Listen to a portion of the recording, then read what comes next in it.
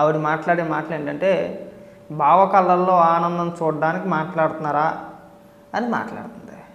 ఇక్కడ రాజకీయాల్లో వరుసలు ఎందుకు వచ్చినా నాకు అర్థం కావట్లా. మాట్లాడితే ఆ వెకిలి భాష ఏంటో మాకు అర్థం కావట్లా.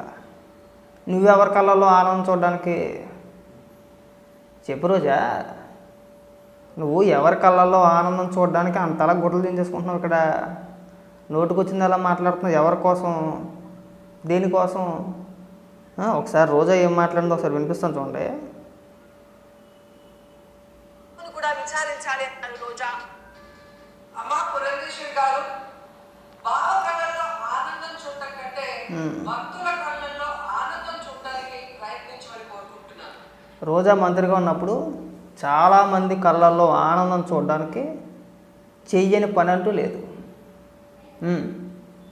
రోజా ఇతర వ్యక్తుల కళ్ళల్లో ఆనందం కోసం, కేవలం ఇతర వ్యక్తుల కళ్ళల్లో ఆనందం చూడడానికి భాష పరంగా దిగజారిపోయింది, వ్యక్తిత్వం పరంగా దిగజారిపోయింది, నోటుకొచ్చింది మాట్లాడింది.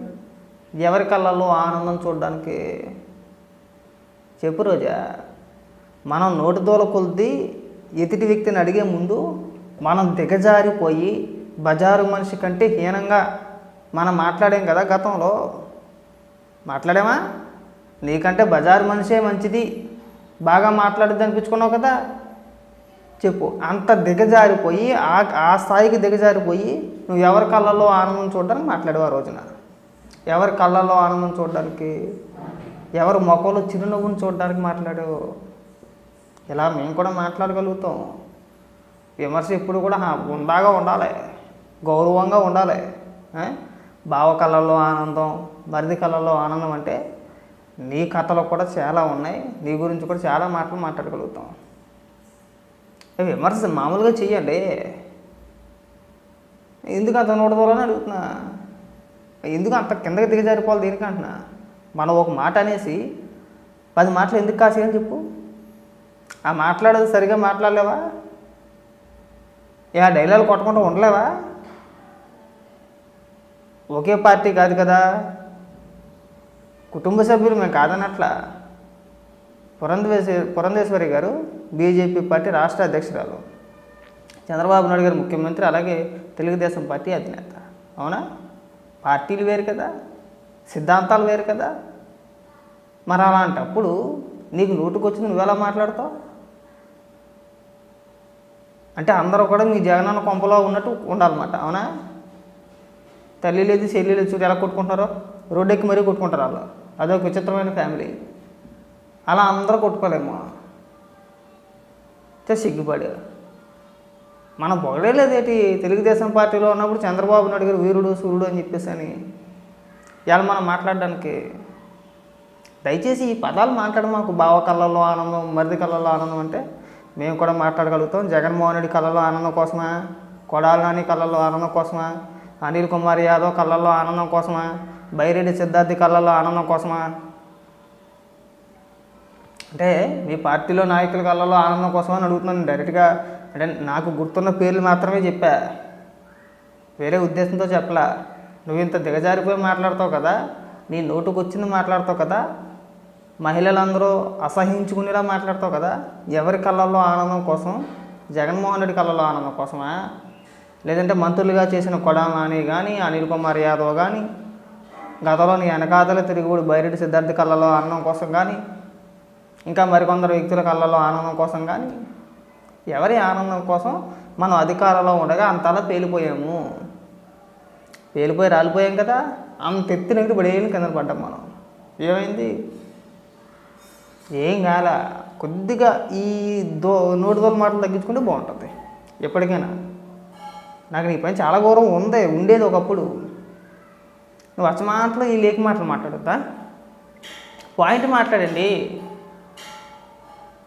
ఏం మాట్లాడారు పురంధేశ్వరి గారు? ముఖ్యమంత్రిగా మాట్లాడే హక్కు చంద్రబాబు నాయుడు గారికి ఉంది, అంతేనా? అరే ప్రభుత్వంలో వాళ్ళు కూడా ఒక భాగం అండి. తెలుగుదేశం, జనసేన, బీజేపీ 3 పార్టీలు కలిసే కదా పోటీ చేస్తుంది. ప్రభుత్వంలో వాళ్ళు కూడా ఒక భాగం.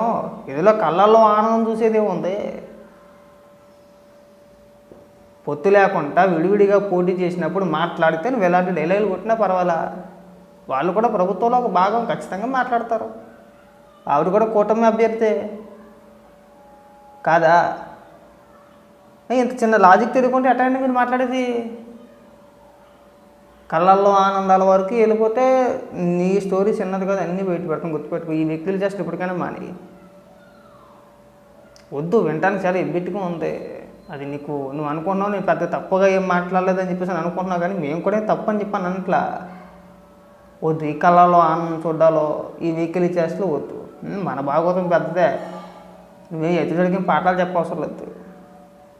ఖచ్చితంగా కూటమి ప్రభుత్వం ఏర్పడినప్పుడు, కూటమిలో పార్టీలుగా 3 పార్టీలు ఉన్నాయి కదా, తెలుగుదేశం, జనసేన, బీజేపీ, అందరు నాయకులు స్పందిస్తారండి. ఎందుకు స్పందించకూడదు అని అడుగుతున్నాను నేను.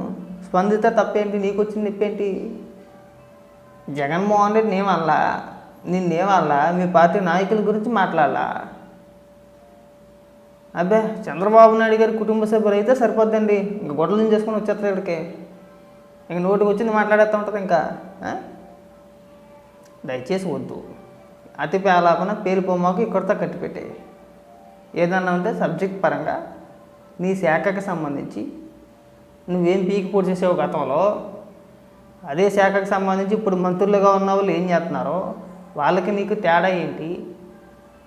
ఆ శాఖ పని నీకు నిజంగా పట్టుంటే కనుక, ఇదిగో నేను మంత్రిగా ఉండగా నా శాఖకు సంబంధించి నేను పలానా పనులు చేశాను, ఇగో ఈ అభివృద్ధి నేను చేయాలనుకున్నాను, ప్రభుత్వం మారిన తర్వాత కొత్త మంత్రులు వచ్చిన తర్వాత దాన్ని నాశనం చేసేసారనో, లేదంటే అభివృద్ధి చేయకుండా ఆపేశారనో, లేదంటే నిధులు విడుదల చేయలేదనో, ఇలాంటి వాటి గురించి మాట్లాడితే చక్కగా ఉంటుంది. గుడ్డి గుర్రలో వచ్చేసి ఏది పడితే మాట్లాడేయడం కాదు రోజా. ప్రతిసారి మాట్లాడకూడదు. కొన్ని సందర్భాల్లో మాట్లాడవచ్చు, కానీ అన్ని సందర్భాల్లో వెహికల్తాను పనిచేయదు, వెహికల్ చేస్తే పనిచేయదు. ఇదే రాజకీయం అనుకోకో, ఎవరు పడతాల మీద మాట్లాడితేనే. ఇది మాలాగా, ఇది మేమైతే కార్యకర్తలు మాట్లాడుతున్నాం అంటే వేరేది, నువ్వు కూడా మాలాగా మాట్లాడుతున్నావు. కొద్దిగా మంత్రిగా చేసావని ఇంగిత జ్ఞానం నీకు ఉండాలి, సోయి నీకు ఉండాలి, ఆ ఆలోచన విధానం నీకు ఉండాలి. మీ హయాంలో మీరు మంత్రులుగా ఎవరైతే చేశారో ఒక్కడికి ఆయా శాఖల పైన మీకు పట్టు ఉండదు. వాళ్ళకి ఉండదండి, వాళ్ళకి పట్టు ఉండదు. ఏదో 4 బూతు మాటలు మాట్లాడేసి మంత్రులు అయిపోయారు, కానీ కొడాలని, రోజాని, అనిల్ కుమార్ యాదవ్ని, అలాగే అంబటి రాంబాబుని, జోగి రమేష్ని, ఇంకా ఎవరైతే మంత్రులుగా చేశారో వీళ్ళందరినీ కూర్చోబెట్టి ఆయా శాఖల గురించి ఒక పావుగంట సేపు అనర్గళంగా ఒక పావుగంట సేపు మాట్లాడమంటే ఒక్కడ మాట్లాడలేడు. చేతిలో పేపర్ ముక్కలు ఏందే ఒక పావుగంట సేపు మాట్లాడండి అంటే ఒకడు మాట్లాడలేడు. చేత కాదు, మాట్లాడడం చేత కాదు. అదే బూతులు మాట్లాడేమనంటే నాన్ స్టాప్గా 6 గంటలు మాట్లాడతారు.